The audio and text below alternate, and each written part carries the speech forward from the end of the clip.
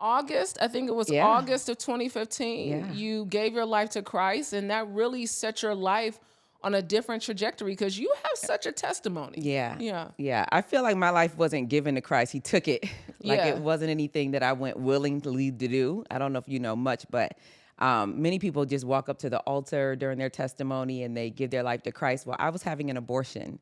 And instead of, laying on the table that time, I decided to do abortion by pill. So I was able to do it in the comfort of my own home. And I found myself in that moment in my shower, sitting Indian style, wondering what mess have I made of my life.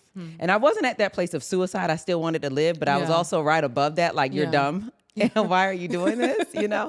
And I remember just saying to God, and I wasn't saved, but I still talked to God on occasion. I enjoyed my part-time relationship with him, like a man loves with a woman that he won't commit to, right? Oh, Lord. And Okay. I enjoyed that place of I can use you, but I don't want to commit to you because your commitment requires too much of me. So I spoke to the God I was a part-time, Christian to, and I said, you know what? If you never talk to me again, I understand. I can't be saved. I don't do saved well. I don't want to be saved. I enjoy my life out in the world. I like, doing what I do. Yeah. But I also am a hot mess. And if you don't talk to me anymore, I understand. And I remember very vividly in that moment, God telling me I am his, I am working for him now. And he said, you're my prophet. And I said, I'm going to go sign myself up to the insane asylum because there's no way in this moment I could be murdering a baby, right? There's no way in this moment I could be taking the life of someone. And in this same moment, you tell me I belong to you. It just didn't seem like the God that I knew of was as kind or merciful as he was showing me to be that moment. And so I meant that. I was going to go to the mental hospital and sign myself up. And I remember I heard the voice so clearly that you're like, either it's God or I am going crazy. Yeah. And I remember saying, if I'm a prophet, I need you to have somebody else tell me because I just don't believe it. And I lied to you not. In the next day, 3 people said it. But in the month of August, it was over 70 people that said it. Wow. It was undeniable. And from that moment, I worked for God. You're talking about me going from fist fighting you, cussing everybody out to immediately changing. And when I thought that was impossible, there were quite a few people that mocked my testimony saying, how do you think you heard God when you were having an abortion? But the truth is, Saul, who turned into Paul, was a Christian killer. He was the Hitler of his time. He was affluent. He was influential. He was wealthy. And his assignment was to kill Christians, men, women, and children. And on his way to go murder an entire village, God stopped him on a street called Straight on the Road to Damascus and took his life. Because Paul didn't give it up willingly. Yeah. And he went into an involuntary 3-day fast, no food, no water, and gave his life to Christ and began working for God ever since. And that let me know that God will even take you from a place where you're getting ready to do the most horrible thing. God's grace is even good for the worst of men. And that's what I found out August 2015. I mean, I listened to your story the first time I heard it live in person when you did David Sharon's show. Yeah. And that's where I met you the first Yes. time. And I listened to your testimony and I said, okay, now I really believe you to be a radical Christian, right? Yeah. And I think that it requires some people to be radical. Absolutely. And when I heard your testimony, I said, well, all the stuff that she's been through, it gotta take some radical It has to. type of belief, right?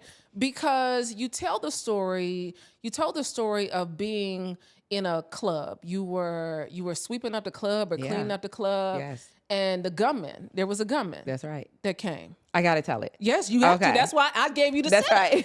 I Thank gave you for the the alley-up. setup. I'm gonna Thank do you, that. So I was in a nightclub for 10 years. I ran the nightclub for 10 years. So first of all, I'm from Rochester, New York. And I remember hearing God say I had to move out of there because it was, at the time, Rochester was New York State's murder capital. So I knew I was either going to kill somebody or be killed just from fighting. That was your life in Rochester, Yeah. New York. And so I moved to North Carolina just because I heard one song. And that was North Carolina, throw your hands up. Take your shirt off. They're having a good time in North Carolina. I need to be there. Yes, They're yes. having a good. They are shooting. I was with you. I went there quickly. That's You see how right. it goes It's a quick, good time.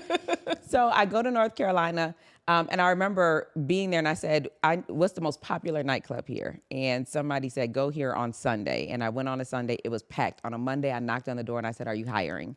And they're like, can you make drinks? And I said, I've never done it before, but I'll learn in a day if you teach me. I had worked there for 10 years after that moment. Wow. Yeah, and I managed the nightclub, so I never had to learn how to make a drink because I didn't know how anyway. So anyway, one of those years, I'm in the nightclub, not saved yet, but I was still going to church, you know. And I remember our cleaners didn't show up that day. So I managed the nightclub, and this other guy called my uncle managed the nightclub. And our cleaners didn't show up that day. So you have this humongous club that now me and him have to clean up ourselves. And we're going to be there till like 7 o'clock in the morning doing this.